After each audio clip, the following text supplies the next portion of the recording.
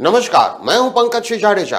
हमारा उद्देश्य है राष्ट्र से स्नेह, राष्ट्र का सम्मान। अब देखते हैं आज की दिन भर की टॉप हेडलाइन।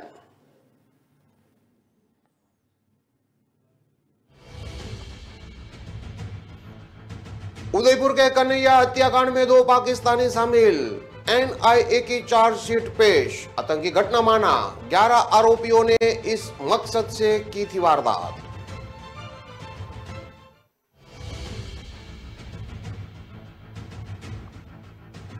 मंदिर का पुजारी निकला रेपिस्ट। राजस्थान में नाबालिग से रेप के बाद दाढ़ी कटवाई। गुजरात में रह रहा था वेश बदलकर।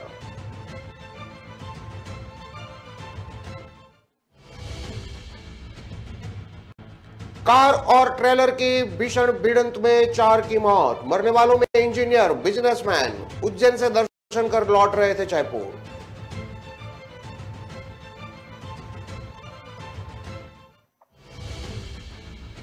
एक दूसरे से लिपटा मिला पति पत्नी का शव। डायरी में लिखा, जिंदगी से परेशान है, किसी का कोई दोष नहीं।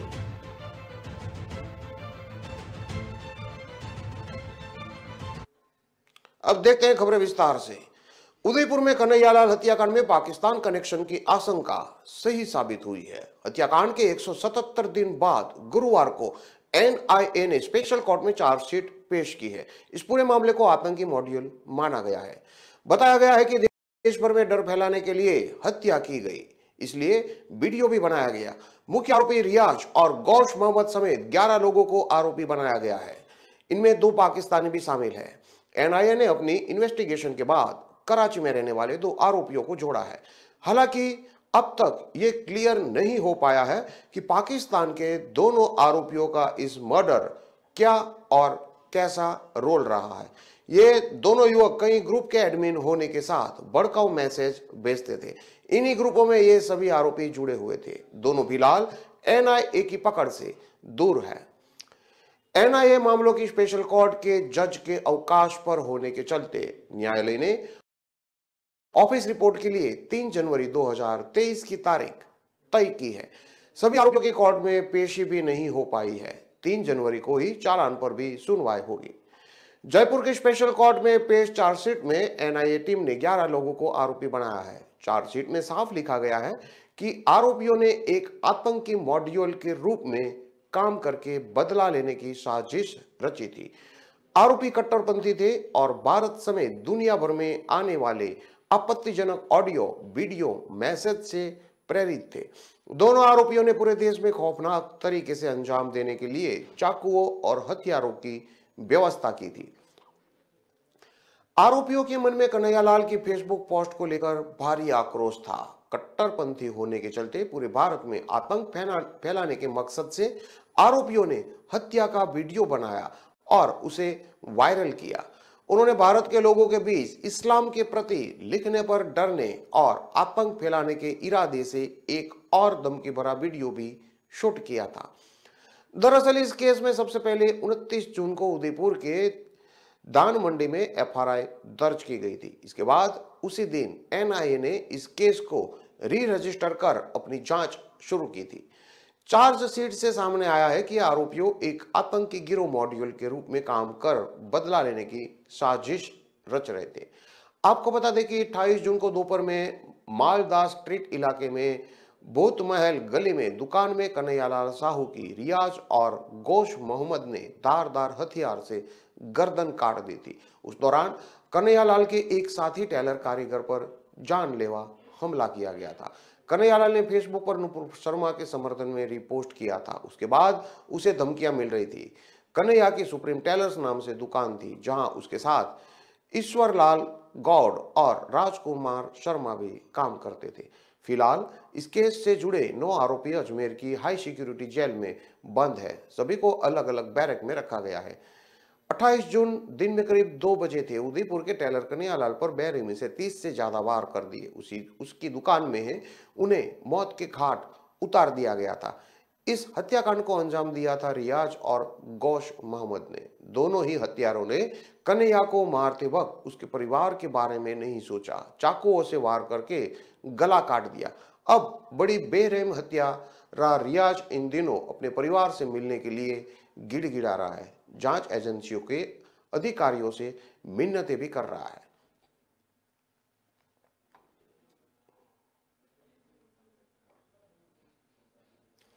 गुजरात के महाकाली मंदिर का पुजारी रैपिस्ट निकला। राजस्थान में नाबालिग से रेप किया, उसका अबॉर्शन कराया और फरार हो गया। 11 महीने बाद पुलिस ने गुरुवार को उसे जूनागढ़ से गिरफ्तार किया है। उस पर 25,000 का इनाम था। उसने अपनी दाढ़ी कटवा ली है, पूरी तरह हुलिया बदल लिया है। बेस बदलकर वह मंदिर में पुजारी बनकर रह रहा था। कुछ क्षण के लिए तो पुलिस भी उसे पहचान नहीं सकी। पुलिस के पास 1 साल पुराना जो फोटो थी, उसमें घनी दाढ़ी और मूछें थी। फरारी के दौरान उसने अपने कई बार नाम भी बदले। मामला बाड़मेर का है। जनवरी 2021 में बाड़मेर महिला थाने में रेप पीड़िता ने मामला दर्ज करवाया था। रिपोर्ट में बताया था कि तांत्रिक लाल बाबा उर्फे देवनारायण उर्फे देवदास उर्फे चुन्नी लाल उर्फे वीरदेव शंकर राम गुरु किशोरदास चाचा चाची के घर पर आता जाता था। चाची भतीजी को दवा खिलाकर बेहोश कर देती थी। इसके बाद तांत्रिक रेप करता था। किसी को बताने पर जान से मारने की धमकी देता था। प्रेग्नेंट नहीं हो इसके लिए अबॉर्शन के लिए गोलियां भी खिलाई थी। शादी के बाद प्रेग्नेंट नहीं होने पर डॉक्टरों से जांच करवाने पर खुलासा हुआ कि लड़की का अबॉर्शन हो चुका है। इसके बाद पीड़िता ने आप बीती अपने पति को बताई, तब जाकर मामला थाने पहुंचा। एसपी दीपक भार्गव के मुताबिक स्पेशल टीम को तकनीकी मदद से फरार लाल बाबा के जूनागढ़ जिले में होने की सूचना मिली। जूनागढ़ के अखोदर पुलिस थाना क्षेत्र के केशोद स्थित मां काली मंदिर में वह पुजारी बनकर रह रहा था। बाड़मेर पुलिस ने जूनागढ़ पुलिस के सहयोग से महाकाली मंदिर से लाल बाबा को हिरासत में लिया। पूछताछ में सामने आया है कि यह किसी संप्रदाय से जुड़ा है। फिलहाल यह सभी जांच का विषय है। लाल बाबा डागीवाड़ा पोस्ट डाला तहसील सलमपुर जिला उदयपुर का रहने वाला है। पुलिस के अनुसार बाड़मेर में वारदात के दौरान लाल बाबा की दाढ़ी मूछ थी। महिला थाने में एफआईआर होने के बाद उसने अपना वेश बदल लिया, दाढ़ी मूछ कटवा ली। कभी जींस पैंट में रहता था तो कभी काला चश्मा लगाकर घूमता था, कभी सफेद तो कभी भगवा रंग के कपड़े पहनता था। पुलिस उसे पहचान नहीं पा रही थी। इस दौरान उसने अपने नाम लाला बाबा से देवनारायण, देवदास, चुन्नीलाल, वीरदेव तक बताए थे। पुलिस पूछताछ में सामने आया कि आरोपी बाबा को जिस मंदिर से हिरासत में लिया था, वहां कोई साधु रहता था। उसके जाने के बाद वह मंदिर को संभालने लगा। यहाँ पूजा पाठ के साथ नाड़ी देखता है और लोगों को देसी दवाई भी देता था। इससे पहले पुलिस ने आरोपी की तलाश में झारखंड, मध्य प्रदेश, गुजरात के सभी संभवित मठ और जंगलों की खाक छानी थी। पुलिस ने बताया कि मामला दर्ज होने के बाद बाबा ने मोबाइल भी रखना बंद कर दिया था। एसपी दीपक भार्गव के मुताबिक जिले की अलग अलग टीमों ने लाल बाबा के ठिकाने बगीची आश्रम, बेलगिरी, अनादरा जिला सिरोही, डांगीवाड़ा पोस्ट डाल तहसील सलुम्बर, उदयपुर, जालरा, उदयपुर, अंबाजी, अहमदाबाद, बोकारो, झारखंड, बनासकांठा, साबरकांठा, महसाणा सहित सभी स्थानों पर दबिश दी गई थी। फिर भी लाल बाबा का कोई सुराग नहीं लगा था। करीब 1 साल पहले दर्ज हुए मामले में आरोपियों को पकड़ने के लिए महिला थाना सीआई मूलाराम, सेंडवा सीआई हंसाराम, कोतवाल Gangaram, DSP Rajiv Pawar, ASP Narpat Singh, DCRB प्रभारी महिपाल सिंह, डीएसटी कांस्टेबल मोहनलाल सहित 7 टीमें लगातार 1 साल में 10-12 हजार किलोमीटर तक छानबीन कर चुकी थी। आखिर में ये जूनागढ़ के पास पकड़ा गया। भीलवाड़ा उदयपुर हाईवे पर कार आगे चल रहे ट्रेलर में घुस गई। हादसे में कार सवार जयपुर के कोतपुतली के 4 लोगों की मौत हो गई। मरने वालों में इंजीनियर और बिजनेसमैन शामिल है। कार सवार उज्जैन से लौट रहे थे। हादसा इतना भीषण था कि कार में से 2 लोग उछलकर बाहर गिर गए और गाड़ी का आगे का हिस्सा बुरी तरह बिखर गया। एक्सीडेंट अजमेर के भिनाई इलाके के बांधनवाड़ा में गुरुवार शाम 5 बजे हुआ। बांधनवाड़ा चौकी प्रभारी गिरधारी सिंह ने बताया कि शाम करीब 5 बजे बांधनवाड़ा हॉस्पिटल के सामने से ट्रेलर गुजर रहा था। कार ट्रेलर के पीछे ही थी। जैसे ही अचानक ट्रेलर ने ब्रेक लगाई, स्पीड में आ रही कार ट्रेलर में घुस गई। सूचना पर पुलिस भी मौके पर पहुंची और कार सवार 4 की मौत हो गई थी। हादसे के बाद जाम लग गया था। चौकी प्रभारी ने बताया कि मृतक सांगटेड़ा कोतपुतली जयपुर के रहने वाले हवा सिंह, संदीप सिंह, शेर सिंह, सलवीर सिंह थे। कार में मिले कागज के हिसाब से माना जा रहा है कि ये लोग उज्जैन गए हुए थे और वापस अपने गांव लौट रहे थे। उन्होंने बताया कि हादसे में कार के आगे वाला हिस्सा बिखर गया है। सांगटेड़ा सरपंच सोनू चौधरी ने बताया कि मृतक 4 की घूमने के लिए ही गए थे। मृतकों में सतवीर जाट इंजीनियर जबकि संदीप सिंह चौधरी प्रॉपर्टी व्यवसायी है। शेर सिंह गांव में ही खेती करता है और हवा सिंह गैना से सेना से रिटायर्ड था। संदीप और सतवीर के दो बच्चे हैं। वहीं शेर सिंह की अभी तक शादी नहीं हुई है। प्रत्यक्षदर्शियों के अनुसार टक्कर इतनी भयंकर थी कि कार के आगे का हिस्सा बुरी तरह से क्षतिग्रस्त हो गया। वहीं 2 युवक सड़क पर आकर गिर गए थे, जबकि 2 कार में ही फंसे रहे। इस दौरान मौजूद लोगों की मदद से शवों को बाहर निकाला गया।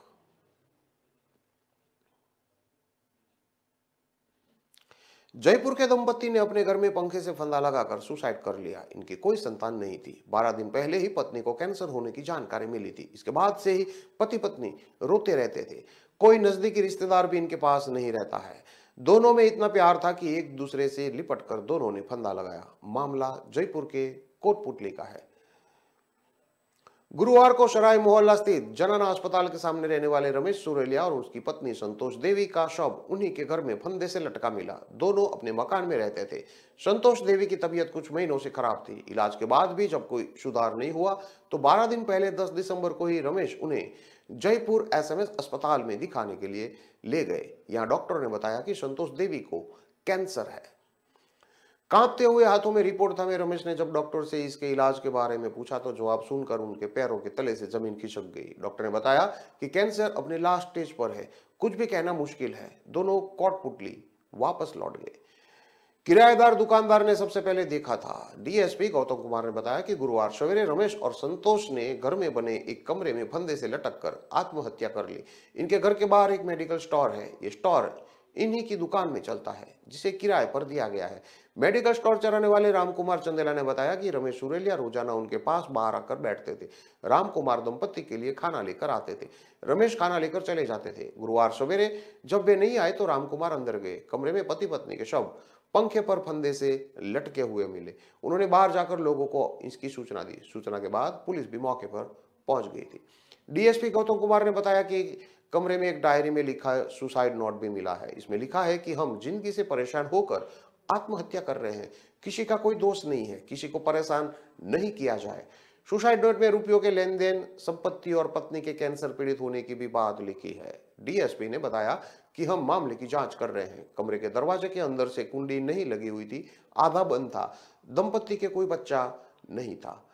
किराएदार रामकुमार चंदेला ने बताया कि संतोष देवी को हर्निया की शिकायत थी। कोटपुतली में इलाज चल रहा था। उस पर उनके करीब 1.5 लाख रुपए खर्च हो चुके थे। कोई सुधार नहीं होने पर रमेश सुरेलिया उन्हें दिखाने के लिए जयपुर लेकर गए। वहां 12 दिन पहले ही उन्हें कैंसर की 4थी स्टेज के बारे में पता चला। रामकुमार ने बताया कि दोनों में बहुत प्यार था। कभी भी एक दूसरे को अकेला नहीं छोड़ते थे, अकेले बाहर नहीं जाते थे। उन्हें इस बात की चिंता रहती थी कि किसी भी एक की मौत के बाद दूसरे का क्या होगा। रमेश सुरेलिया ने कोटपुतली में होने वाली रामलीला में कई साल तक रावण का किरदार भी निभाया था। उन्हें इसी किरदार ने पहचान दिलाई। कुछ साल पहले तक वे टैक्सी ड्राइवर की करके अपना गुजरान चलाते थे। संतोष देवी और उनके पति रमेश अक्सर बीमार रहते थे। पहले तो वे खुद खाना बनाते थे, धीरे धीरे दोनों के बस की बात नहीं रही। कुछ साल से उनके सवेरे का खाना किराएदार रामकुमार चंदेला अपने घर से लाते थे, जबकि शाम का खाना पड़ोस के लोग दे देते थे। इनके मकान के ऊपर एक कमरा बना हुआ है, जिसमें एक शिक्षिका किराए पर रहती है। उन्हें भी दोनों की सुसाइड के बारे में पता नहीं चला था। सवेरे जब वो स्कूल जाने के लिए नीचे आई तो बाहर पुलिस देखकर उन्हें इसकी जानकारी मिली। दोनों के बीच बहुत प्यार था। दोनों हरदम साथ रहते थे और साथ में ही दोनों ने खुदकुशी कर ली।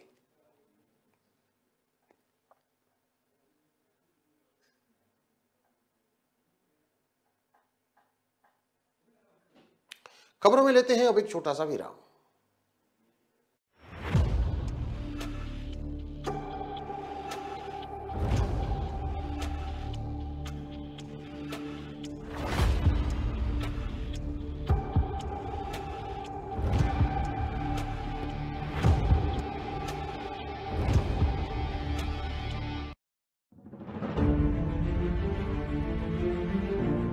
तारीख पर तारीख, तारीख पर तारीख, तारीख पर तारीख मिलती रही है। उठा उठा के पट दूंगा, उठा उठा के पट दूंगा।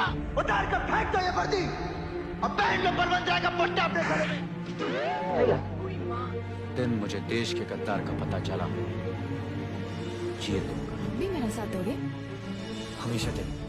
No complaints, no demands. चुप रहो तेजरो, बोझ तो तुम लोग हो इस धरती पर। अब तो हम दिखाएंगे तुझे और तेरे बाप जगीरा को। तेरी खोपड़ी नहीं उतार दी ना, मेरा नाम गुरु नहीं। और जाके कह दे अपने जगीरा से अपनी कब्र खोद के रखे, हम लोग आ रहे हैं। आगे पहनने का मतलब समझना, फर्ज को जिंदगी से बढ़कर समझना। इनकलाब जिंदाबाद।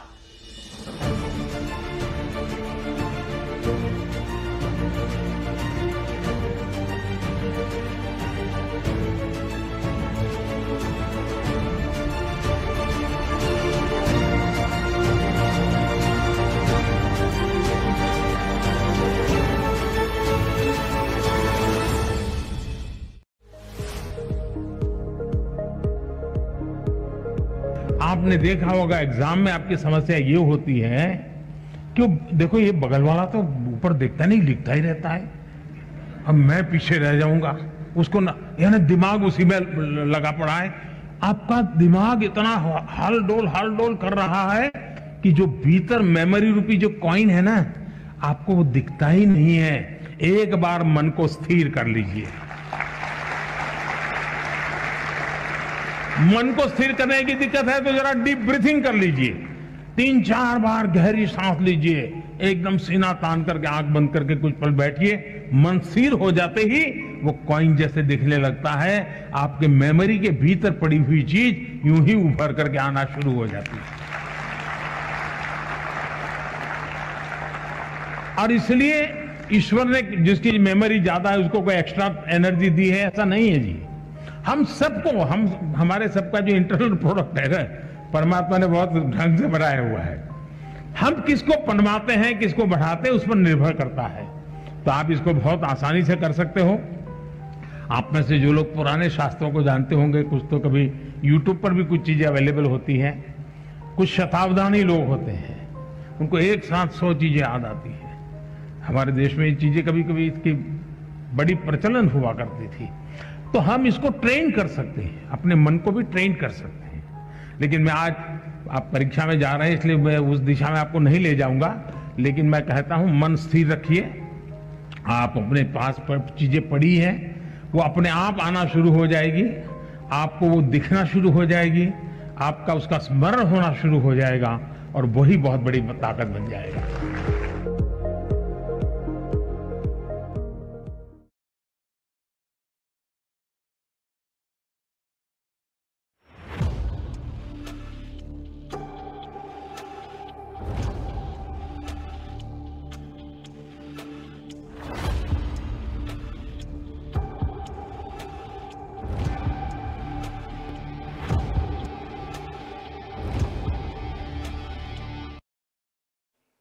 विराम के बाद एक बार फिर से आपका स्वागत है। अब देखते हैं आगे की और खबरें।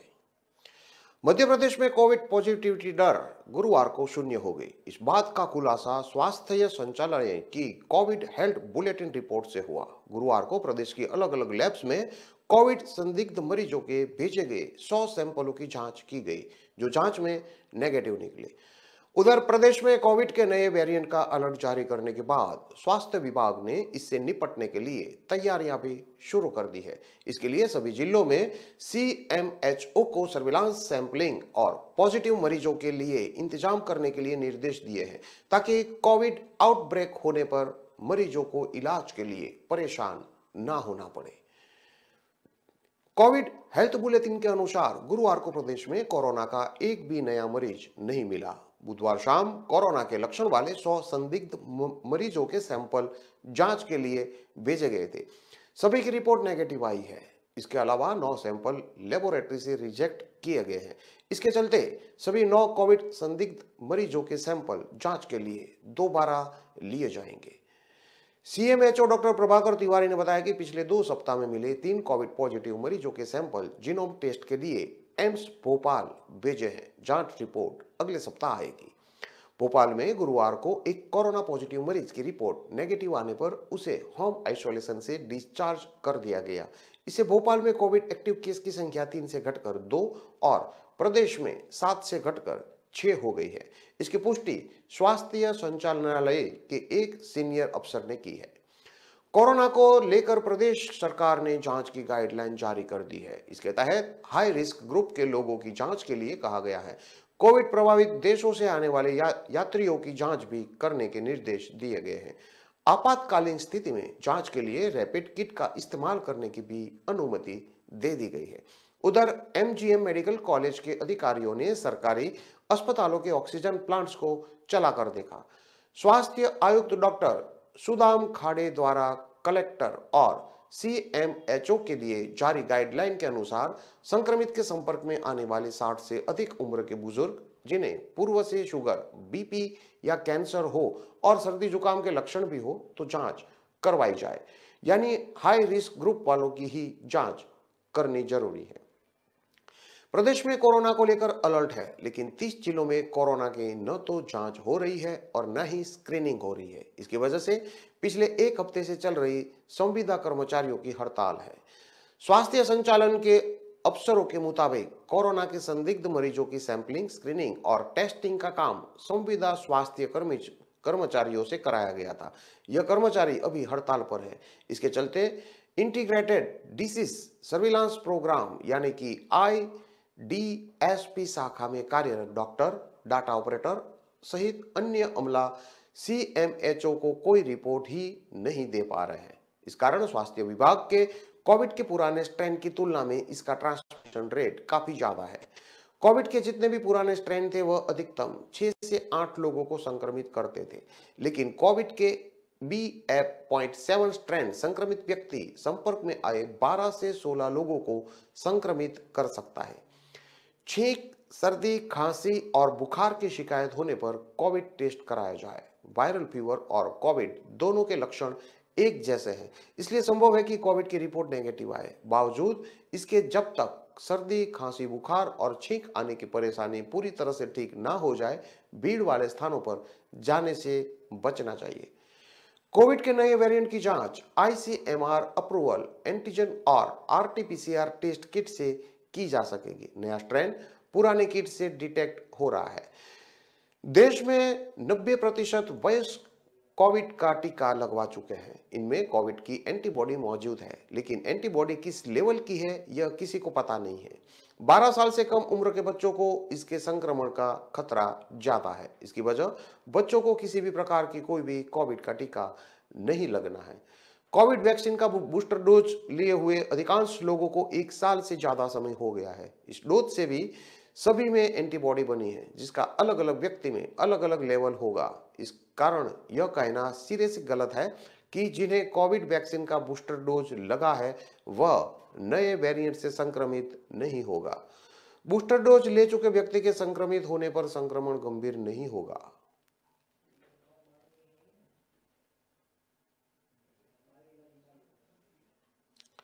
इन सभी खबरों को विस्तार से पढ़ने के लिए आप हमारे वेबसाइट का भी प्रयोग कर सकते हैं। हमारा वेब का पता है www.kalamkartavya.com। हमारी कलम ही हमारा कर्तव्य है के उद्देश्य के साथ खबरों को आप राष्ट्र प्रथम के साथ देखते रहिए। नमस्कार।